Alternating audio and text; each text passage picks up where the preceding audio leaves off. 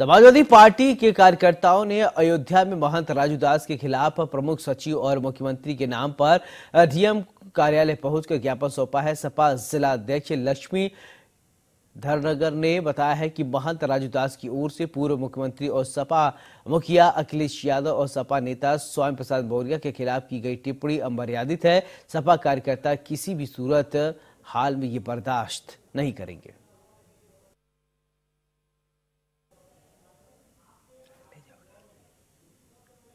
तो चलिए आपको इंडिया न्यूज के कॉन्क्लेव में हम आपको लेकर चलते हैं, जहां पर मनोज तिवारी से खास बातचीत कर रहे हैं इंडिया न्यूज आईटीवी नेटवर्क के राणा यशवंत।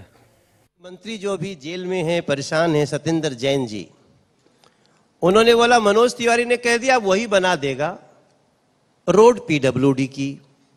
मुझे आमरण अनशन पे बैठना पड़ा और हमारी लोकसभा के कम से कम 1000 लोग आकर के आमरण अनशन पे बैठे। तब अनिल बैजल जी एलजी थे, उन्होंने सत्येंद्र जैन के कहने विरोध के बावजूद रातों रात 303 करोड़ रुपया आया और हमारा 1 किलोमीटर का वो जो शास्त्री पार्क का फ्लाईओवर बना करके आज हमने 2 घंटे की यात्रा को मात्र 6 मिनट की यात्रा कर दी। सर कौन रोकता है? आप बताइए। ये तो केस में आपको दिया हूं जो कि सामने हमने भूमिगत जलाशय बनाए अपने क्षेत्र में। 104 करोड़ रुपए हम अमृत योजना में लेके आए और जब हम बना लिए तो ये लोग कहते कि इसका उद्घाटन नहीं करने देंगे। क्यों? उद्घाटन होने दो, लोगों को फायदा होने दो। मान लो किसी का 10 मंजिल का बिल्डिंग है, बड़ी बड़ी, इसके पीछे जब जाएंगे ना तो पता चलेगा दिल्ली में मल्टी स्टोरी बिल्डिंग क्यों नहीं बनती है। उसका कारण है कि ये लोग पानी नहीं दे रहे हैं कि वो 20वीं मंजिल पे चढ़ सके। हम भूमिगत जलाशय बनाए, मशीन लाए, नरेंद्र मोदी जी की योजना का लाभ लिए, उसको उद्घाटन नहीं होने दिया 1 साल 3 महीना। फिर हमने कहा भैया तुम ही उद्घाटन कर दो, तो वो भी उद्घाटन करने भी नहीं आया। चोरी से एक दिन आकर के ऐसे फीता काट के भाग के गए। हमने कहा काट तो दो, लोगों को पानी तो मिलने दो। अब बताइए कौन रोकता है? ऐतराज सिर्फ अरविंद केजरीवाल जी के डिक्शनरी में है, ऐतराज भारतीय जनता पार्टी के डिक्शनरी में है ही नहीं। लेकिन बार बार वो ये कहते हैं, मुझे लगता है कि दिल्ली और पंजाब ये 2 ऐसे राज्य हैं जहां टकराहटें आपकी और उनकी पार्टी के बीच में ज़्यादा हैं, क्योंकि दोनों दलों पर उनका शासन है। पंजाब, आप भी पंजाब जाते हैं, पंजाब में भी आपकी पार्टी कई बार सवाल उठाती है और वो कहते हैं कि पंजाब की सरकार हमारी एक बेहतर काम करती है। जितने सवाल बीजेपी की तरफ से उठते हैं वो गैर वाजिब हैं, इसलिए कि बीजेपी अपने लिए एक ज़मीन टटोल रही है। उसकी ज़मीन वहाँ है नहीं, जैसे कि दिल्ली में नहीं है, विधानसभा के लिहाज से बोलते हैं। बीजेपी पंजाब में अगर इसी तरीके से सवाल करती है और उनकी सरकार बेहतर काम करती है, तो फिर आम आदमी का तो सवाल होता है ना कि बेहतर कौन है? विकल्प जो एक सरकार के तौर पे लोगों ने चुना है और आप जो सवाल करते हैं उसकी बुनियाद क्या है? जैसे पंजाब की बात मैं कर रहा हूँ। अब देखिए पंजाब का एक छोटा सा उदाहरण लीजिए। पंजाब की पराली से पंजाब को भी नुकसान होता है, दिल्ली को भी नुकसान होता है। हर बार जब पोल्यूशन होती है तो हम सबको मिलता है ना, पंजाब से पराली आ रही है। हमने पंजाब की पराली को दूर करने के लिए लगभग 400 करोड़ रुपए भेजे हुए हैं। आपको जान के आश्चर्य होगा उस 400 करोड़ रुपए का उन्होंने यूटिलाइज ही नहीं किया। आप किसको बेवकूफ बनाने में लगे अरविंद केजरीवाल जी? जब भी फिर पोल्यूशन आएगा, फिर धुआं भरेगा, तो वो फिर प्रेस कॉन्फ्रेंस करके कह देंगे अरे जी हमको केंद्र अब तो पंजाब पहले कांग्रेस में था तो बोलते थे कि वहीं से पराली आ रही है, अब बोलेंगे हरियाणा से आ रही है। हम हरियाणा के किसानों की जो डंठल होती है ना धान की, पैडी की, उसको हम खरीद के जलाने से रोक दिए। थोड़ा बहुत बचा होगा उस पर भी काम कर रहे हैं। देखिए इन लोगों का ये जो बहानेबाजी है, 10 साल हो गया, 2013 में ये आए थे, 49 दिन में भाग गए, लेकिन अब जोड़ेंगे तो 10 ही साल होगा। 15 साल कांग्रेस रही, 25 साल से दिल्ली में बीजेपी नहीं है। 25 साल से दिल्ली में बीजेपी को हटा के रखा गया, मिला क्या दिल्ली को? लोग कहते हैं 25 साल से बीजेपी हारी है। मैं महसूस कर रहा हूं कि 25 साल में दिल्ली हारी है सर, दिल्ली हारी है। आप देख लीजिए किसी भी एंगल से। 25 अब साल एक से 5 साल 25 साल से देश की राजधानी में केंद्र की सत्ता में बैठी हुई पार्टी नहीं है, ये क्या उस पार्टी के लिए बड़ा सवाल नहीं है? नहीं है।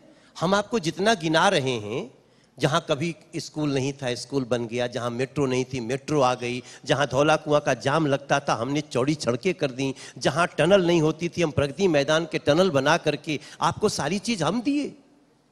इसके बाद ईस्टर्न वेस्टर्न पेरीफेरी दिए। आप सोच लीजिए दिल्ली में 1.5 लाख ट्रकों को हमने दिल्ली में आना बंद कर दिया सर।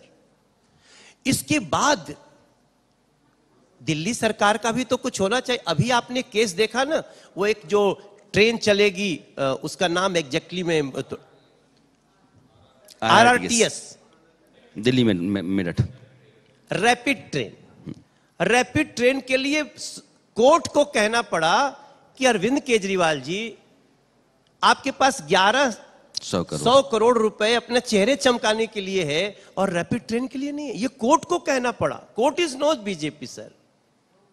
तो मेरा कहने का मतलब है, ये बहानेबाजी करने में और भ्रष्टाचार करने में इनका कोई सानी नहीं है। उतना तो हम लोग सोच भी नहीं सकते हैं किसी विषय में। लेकिन अब इस सब झंझट खत्म होना चाहिए। एक 5 साल नरेंद्र मोदी जी के प्रधानमंत्री रहते हुए दिल्ली बीजेपी को मिलनी चाहिए। 25 साल वर्सेस 5 साल हम आपको करके दिखाएंगे, ये हमारा वादा। तो ये तो जनता तय करती है लोकतंत्र में ना मनोज जी, उन्हीं से कह रहे हैं। हाँ, अब मैं आता हूं।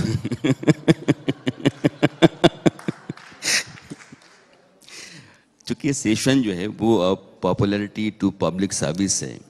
लोकप्रियता, शोहरत इंसान को मिल सकती है, हर शोहरतमंद आदमी लोकप्रिय नहीं होता है। लोकप्रिय आदमी शोहरतमंद होता है, लेकिन हर शोहरत आदमी लोकप्रिय नहीं होता है। मनोज तिवारी वैसा शोहरतमंद है जो लोकप्रिय हैं, अब पॉपुलर चेहरा है। स्टार जब फिल्मों में आता है तो उसका बाद में मोह भंग हो जाता है। अब बड़े बड़े लोगों को आप देखेंगे कि वो आते हैं, एक टर्म रहते हैं, 2 टर्म बमुश्किल रहते हैं, फिर वो कहते हैं नहीं यार ये बेकार है। मनोज तिवारी ने राजनीति में ऐसा क्या पाया कि एक सिनेमा का आदमी आकर के राजनीति को अपनाया और वो शानदार राजनेता बन गया? क्या है राजनीति बेहतर फिल्म? हमारी प्रेरणा बड़ी है और हमारी प्रेरणा जो है वो नरेंद्र मोदी जी हैं।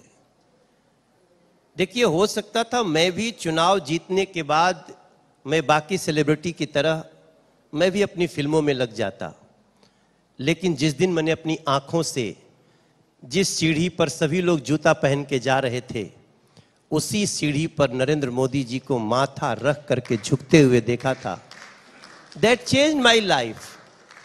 उसने मुझे बदल दिया कि मनोज नहीं, आप नहीं जा सकते, आपको सिंसियर होना है।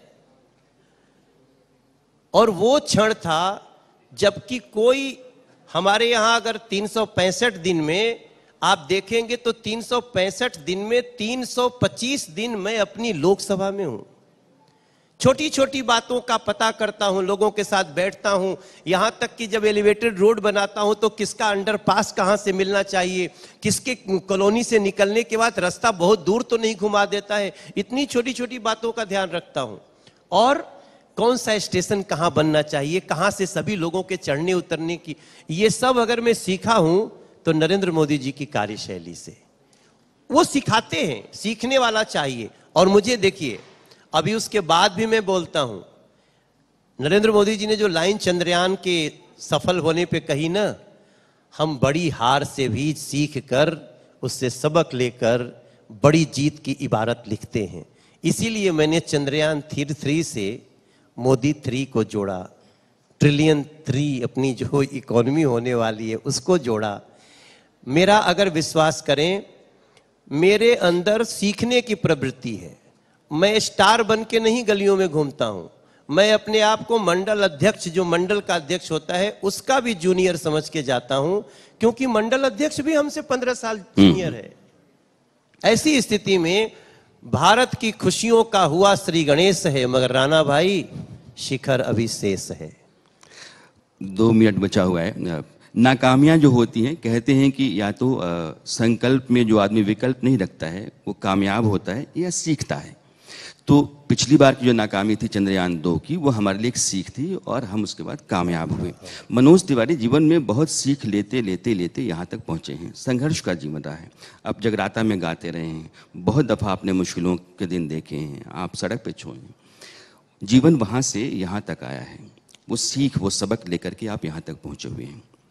मनोज तिवारी की जो लोकप्रियता है वो उनको अपना काम करने, अपना मकसद पूरा करने में मदद करती है, या फिर ज़िंदगी जीने में एक दायरा खींच के रखती है? वो खींचती है कि नहीं, ये तो नहीं कर सकते यार, पॉपुलर है तो नहीं हो सकता है।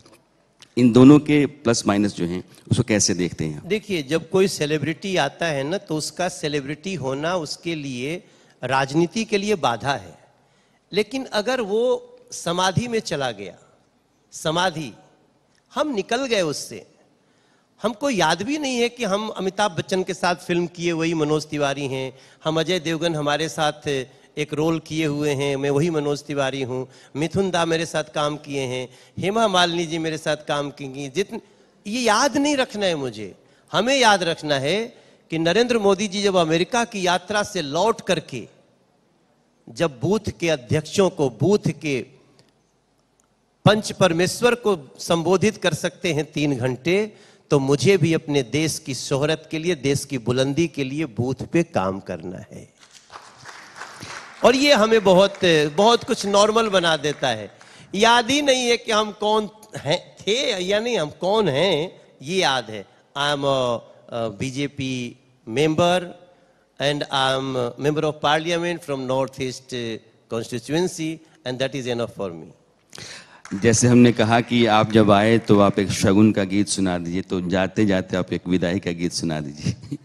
नहीं, हम तो ये कहते हैं कि भारत हमको जान से प्यारा है, देखो देखो चांद भी हमारा है, चांद पे उतरा भारत का चंद्रयान है, भारत के वैज्ञानिकों इसरो पे हमें गुमान है, तिरंगा देखो कैसा लहराया है, मोदी जी आपके लिए देश का आशीर्वाद आया है, भारत हमको, और आपका चैनल भी बहुत प्यारा है।